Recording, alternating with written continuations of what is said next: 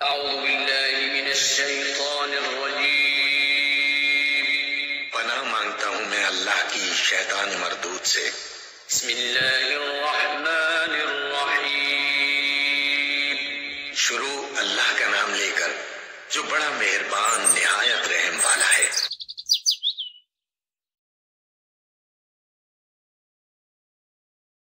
حضرت بلال حبشی رضی اللہ عنہ کا اسلام اور مصائب۔ حضرت بلال حبشی رضی اللہ عنہ مشہور صحابی ہیں جو مسجد نبوی صلی اللہ علیہ وسلم کے ہمیشہ مؤذن رہے۔ شروع میں ایک کافر کے غلام تھے، اسلام لے آئے جس کی وجہ سے طرح طرح کی تکلیفیں دیے جاتے تھے۔ امیہ بن خلف جو مسلمانوں کا سخت دشمن تھا، ان کو سخت گرمی میں دوپہر کے وقت تپتی ہوئی ریت پر سیدھا لٹا کر ان کے سینہ پر پتھر کی بڑی چٹان رکھ دیتا تھا تاکہ وہ حرکت نہ کر سکیں۔ کہتا تھا کہ یا اس حال میں مر جائیں اور زندگی چاہیں تو اسلام سے ہٹ جائیں، مگر وہ اس حالت میں بھی احد احد کہتے تھے، یعنی معبود ایک ہی ہے۔ رات کو زنجیروں میں باندھ کر کوڑے لگائے جاتے اور اگلے دن ان زخموں کو گرم ریت پر ڈال کر اور زیادہ زخمی کیا جاتا تاکہ بے قرار ہو کر اسلام سے پھر جاویں یا تڑپ تڑپ کر مر جائیں۔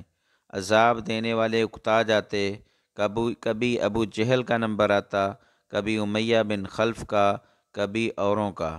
ہر شخص اس کی کوشش کرتا کہ تکلیف دینے میں زور ختم کر دے۔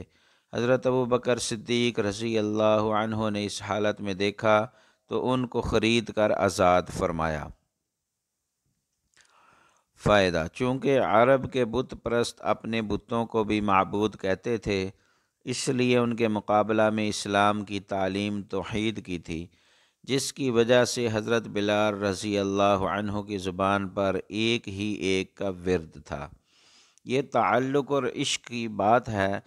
ہم جھوٹی محبتوں میں دیکھتے ہیں کہ جس سے محبت ہو جاتی ہے اس کا نام لینے میں لطف آتا ہے، بے فائدہ اس کو رٹا جاتا ہے، تو اللہ کی محبت کا کیا کہنا جو دین اور دنیا میں دونوں جگہ کام آنے والی ہے۔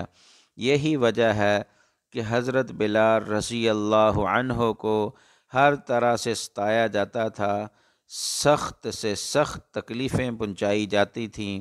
مکہ کے لڑکوں کے حوالے کر دیا جاتا کہ وہ ان کو گلی کوچوں میں چکر دیتے پھریں، اور یہ تھے کہ ایک ہی ایک ہے کہ رٹ لگاتے تھے۔ اسی کا یہ صلہ ملا کہ پھر حضور صلی اللہ علیہ وسلم کے دربار میں مؤذن بنے اور سفر حضر میں ہمیشہ اذان کی خدمت ان کے سپرد ہوئی۔ حضور صلی اللہ علیہ وسلم کے وصال کے بعد مدینہ طیبہ میں رہنا اور حضور صلی اللہ علیہ وسلم کی جگہ کو خالی دیکھنا مشکل ہو گیا، اس لیے ارادہ کیا کہ اپنی زندگی کے دن باقی ہیں جہاد میں گزار دوں۔ اس لیے جہاد میں شرکت کی نیت سے چل دیے۔ ایک عرصہ تک مدینہ منورہ لوٹ کر نہیں آئے۔ ایک مرتبہ حضور صلی اللہ علیہ وسلم کی خواب میں زیارت کی۔ حضور صلی اللہ علیہ وسلم نے فرمایا، بلال یہ کیا ظلم ہے، ہمارے پاس کبھی نہیں آتے؟ تو آنکھ کھلتے ہی مدینہ طیبہ حاضر ہوئے۔ حضرت حسن رضی اللہ عنہ، حسین رضی اللہ عنہ نے اذان کی فرمائش کی۔ لاڈلوں کی فرمائش ایسی نہیں تھی کہ انکار کی گنجائش ہوتی۔ اذان کہنا شروع کی اور مدینہ طیبہ میں حضور صلی اللہ علیہ وسلم کے زمانہ کی اذان کانوں میں پڑھ کر کوہرام مچ گیا۔ عورتیں تک روتی ہوئی گھر سے نکل پڑیں۔ چند روز قیام کے بعد واپس ہوئے اور 20 ہجری کے قریب دمشق میں وصال ہوا۔